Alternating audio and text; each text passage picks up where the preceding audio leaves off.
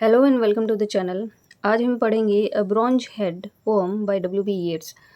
W B Yeats की poetry अभी चल रही है। बहुत सी इंपॉर्टेंट जो पोम्स हैं उनकी वो मैंने ऑलरेडी पब्लिश कर चुकी हूँ अपने चैनल पे। अगर आपने नहीं देखी है, नहीं पढ़ी है तो उनको ज़रूर जाके देखिए, पढ़िए। आज की जो पोम है वो है bronze head.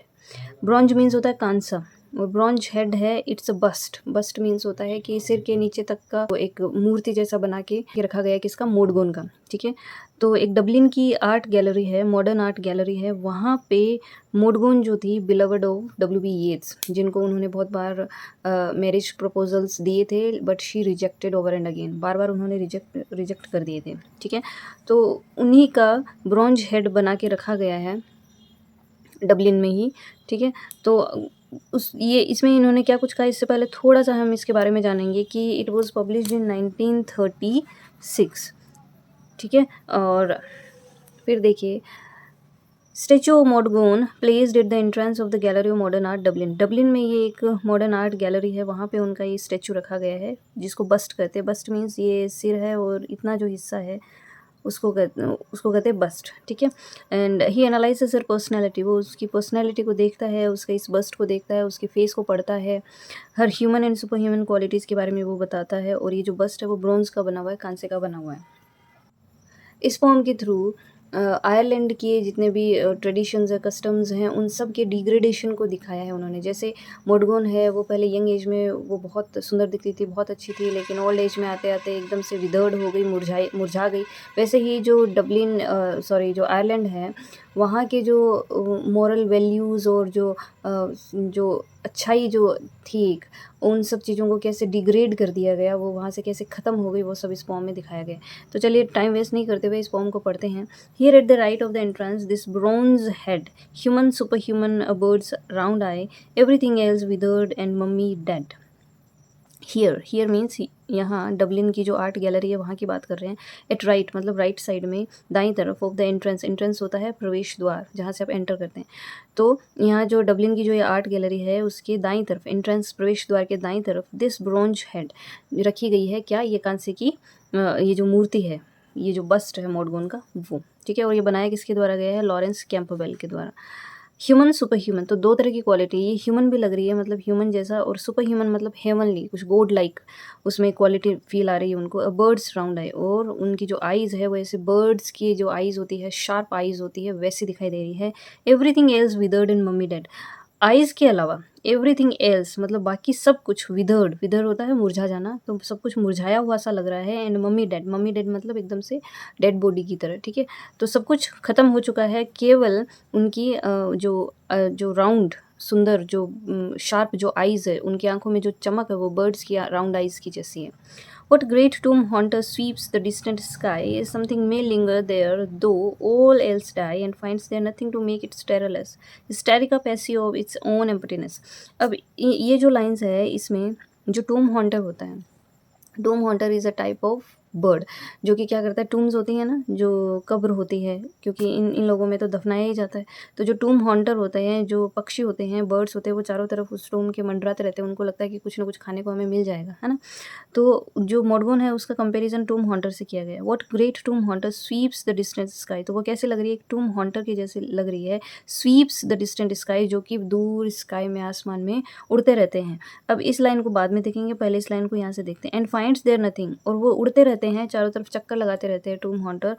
And finds there nothing, और कुछ भी नहीं मिलता उनको, टू मेक इट्स टेररलेस, जो उनकी टेरर को, उनके डर को कम कर सके, या उनकी जो इनर फ्यूरी है, जो गुस्सा है, उसको कम कर सके। मतलब उनको जो अपना शिकार चाहिए वो उनको वहाँ नहीं मिलता है। Hysterica passio of its own emptiness, और ये जो टेरर है, ये जो फियर है, और ये जो फ्यूरी है उनके अंदर, वो किस किस वजह से, इट्स ओन एम्प्टीनेस, खुद की शून्यता की वजह से।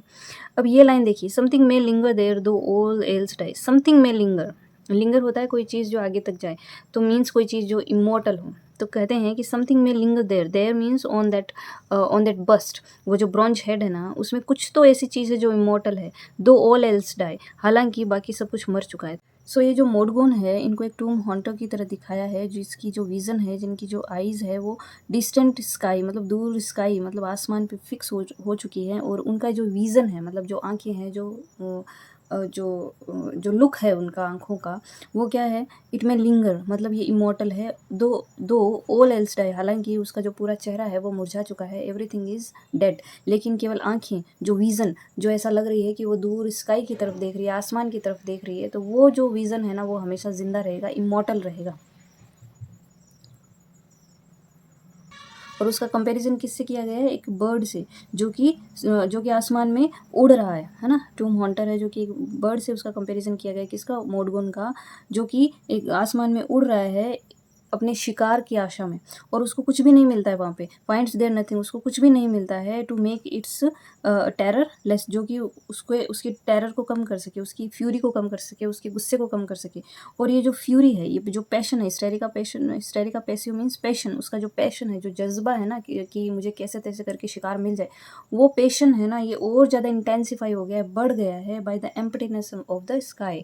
जो स्काई में जो चारों तरफ शून्यता छाई हुई है, उसकी वजह से उसका जो गुस्सा है, उसका जो पैशन है, वो और ज़्यादा बढ़ गया है। तो यहाँ पे इस स्टेंजा में मेन जो चीज़ है जिसका ज़िक्र बहुत गहरे से किया है पोएट ने, वो है द विज़न, है ना, जो लुक है किसका, मोडगोन की आइज़ का, जो कि हमेशा ज़िंदा रहेगा, इमॉर्टल रहेगा।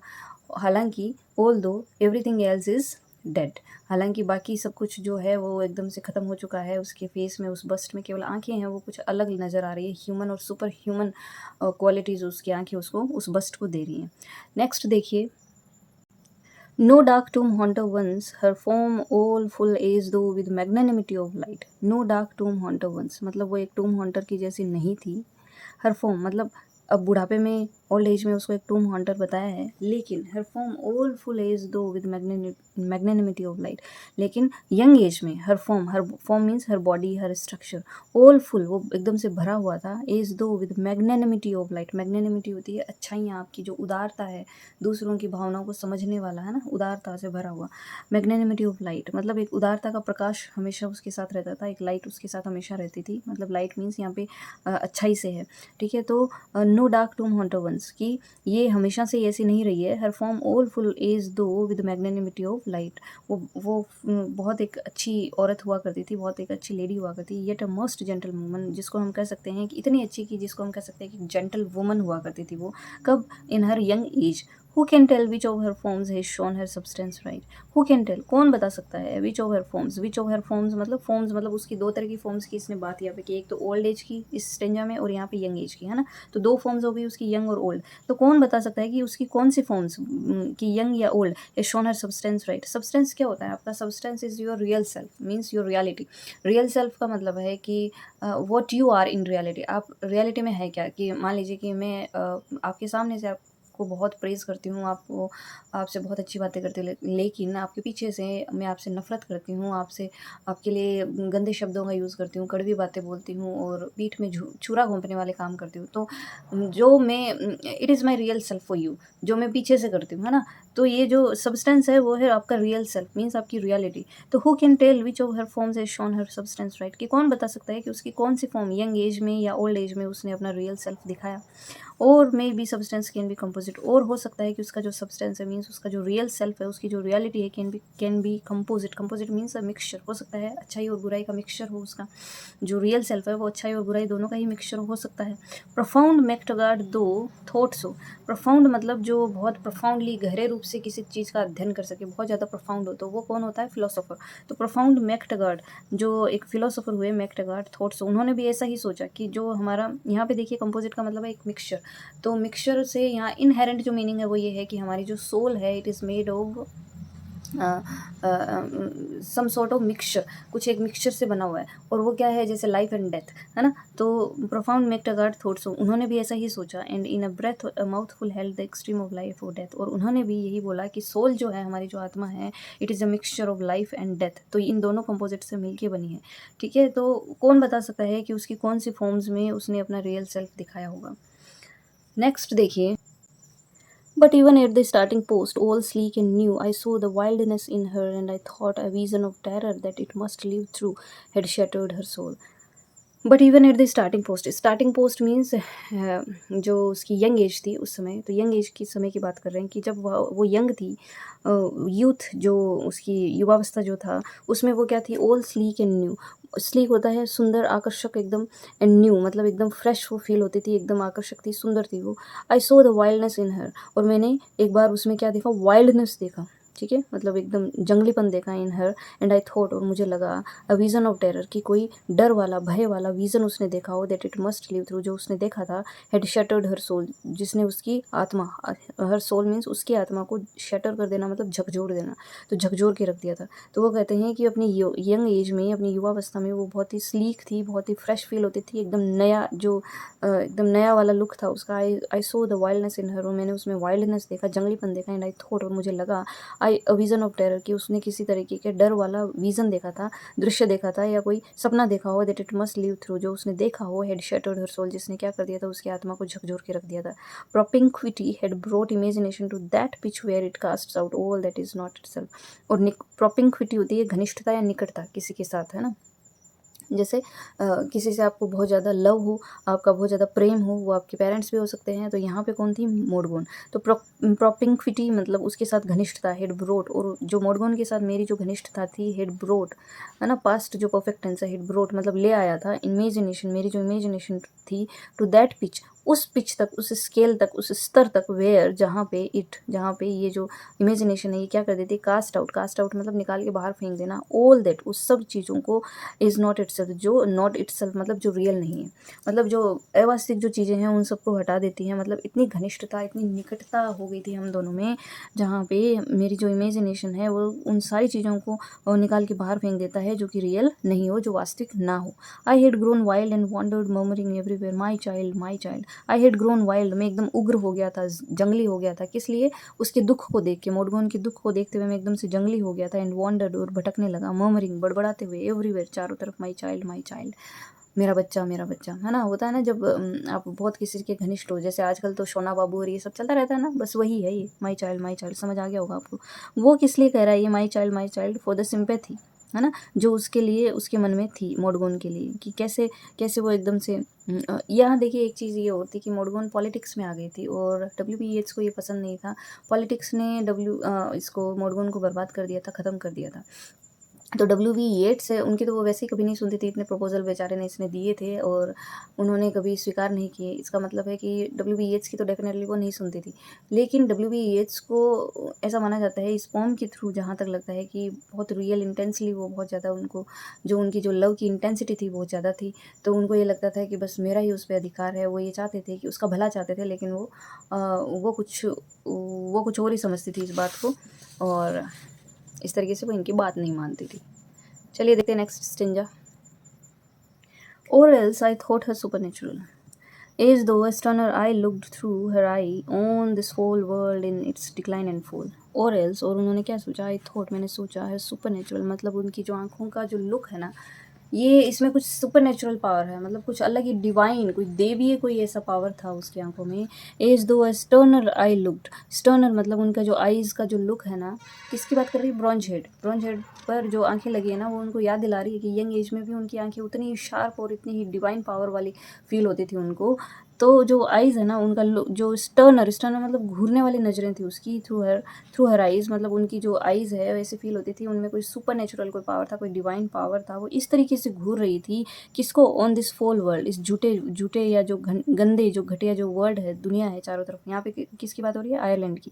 तो वो ऐसा लग रहा था जैसे वो घूर के देख रही हो एकदम तीखी नज़रों से इस डर्टी वर्ल्ड को, इस डर्टी आयरलैंड को देख रही हो, इन इट्स डिक्लाइन एंड फॉल, क्या होते हुए, डिक्लाइन मतलब पतन होते हुए आयरलैंड को देख रही हूँ। On gangling stocks grown great, great stocks run dry. Gangling stocks है जो स्ट्रगलिंग जो फैमिलीज थी ना, जो लो फैमिलीज जो थी, वो बहुत ही ग्रेट और इंपॉर्टेंट बन रही थी, मतलब वो बहुत ही हाई जा रही थी। अचानक से जो गरीब है वो अमीर बन जाना, अमीर है वो गरीब बन जाना, वैसे वाली थी कि जो स्ट्रगलिंग फैमिलीज थी, जो लो स्ट्रगलिंग और प्लस हम कह सकते हैं लो, जो गिरे हुए जो फैमिलीज थी, लोग थे, दे ग्रोन ग्रेट, वो अचानक से ही बहुत इंपॉर्टेंट हो गई, वो अचानक से बहुत ग्रेट हो गए। एंड ग्रेट स्ट्रोक्स मतलब कि जो एरिस्टोक्रेटिक फैमिली फैमिलीज़ थी जो बहुत ही अच्छी फैमिलीज़ में मानी जाती थी, दे रन ड्राई, वो क्या हो गई थी suddenly, they became weak and unimportant, वो एकदम से कमज़ोर हो गई, अनइम्पॉर्टेंट हो गई। Ancestral pearls all pitched into a स्टाई।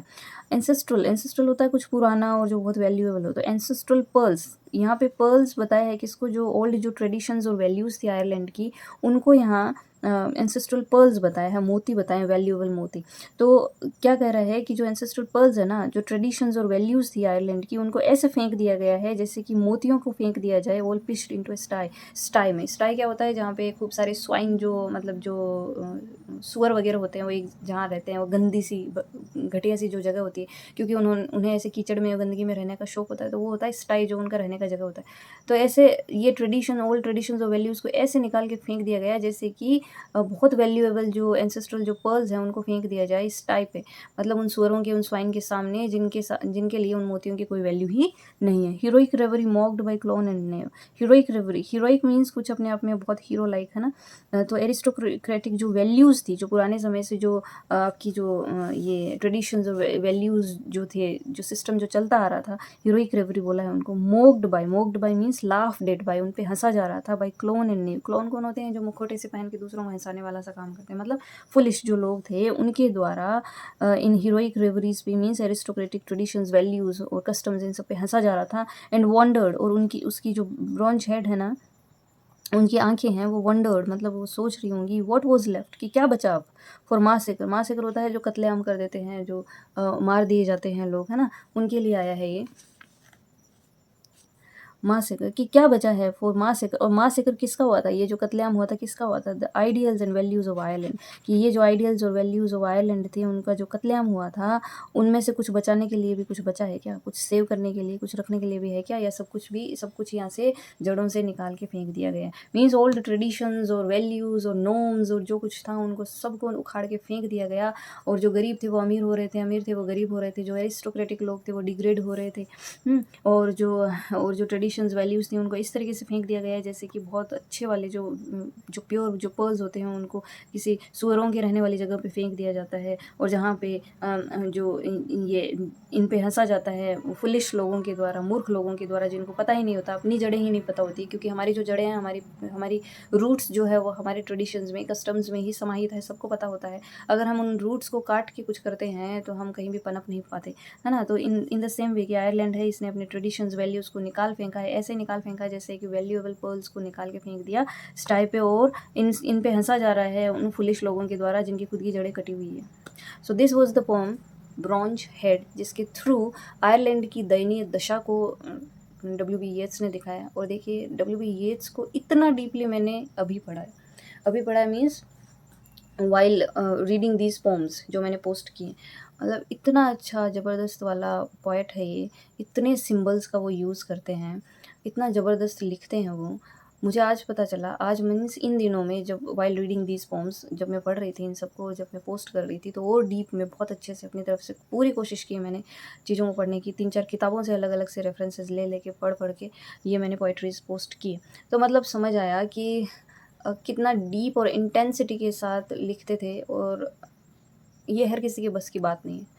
मतलब कितना कुछ इन्होंने बताया, और अपने आयरलैंड से, अपनी इनकी देशभक्ति, W.B. येट्स की देशभक्ति जो है, हालांकि वो इंग्लैंड में भी रहे हैं और दूसरी जगहों पे भी रहे, लेकिन उनकी जो खुद की रूट्स थी, मतलब अपनी जड़ों से उन्होंने कभी मुक्ति नहीं पाई, मतलब आज़ादी नहीं पाई उन्होंने, कि कुछ नहीं है, मैं तो यहाँ रहने लग गया हूँ, तो मैं अब जैसे इंडियन लोग होते हैं, वो तो विदेशों में जाने के लिए इतना तरसते हैं, वहाँ जाके ऐसे यहाँ जब वापस आते हैं वो, जैसे कई लोग हैं ऑस्ट्रेलिया रहते हैं, कई लोग कनाडा रहते हैं, मेरे आसपास के कई लोग हैं कनाडा रह रहे, तो यहाँ आके वो ऐसे शो करते हैं जैसे मतलब वो इंडियन होने पे उनको थोड़ी शर्म फील होती हो।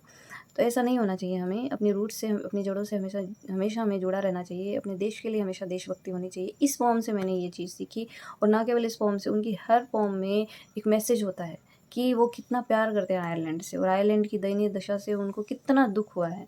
उन्होंने अपना दुख जो है वो इन पोम्स के थ्रू जाहिर किया है।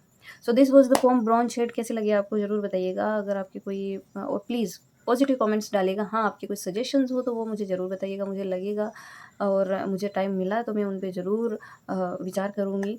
और आपके कमेंट्स मुझे मोटिवेट करेंगे, तो प्लीज़ चैनल को लाइक शेयर सब्सक्राइब करिए और इसको आगे से आगे जितना बढ़ा सकते हैं बढ़ाइए। Thank you very much. मिलते हैं नेक्स्ट वीडियो में एक नई पोम के साथ। अभी 2-3 पोम्स बाकी है डब्ल्यू बी येट्स की। तो चलिए टिल देन बाय बाय।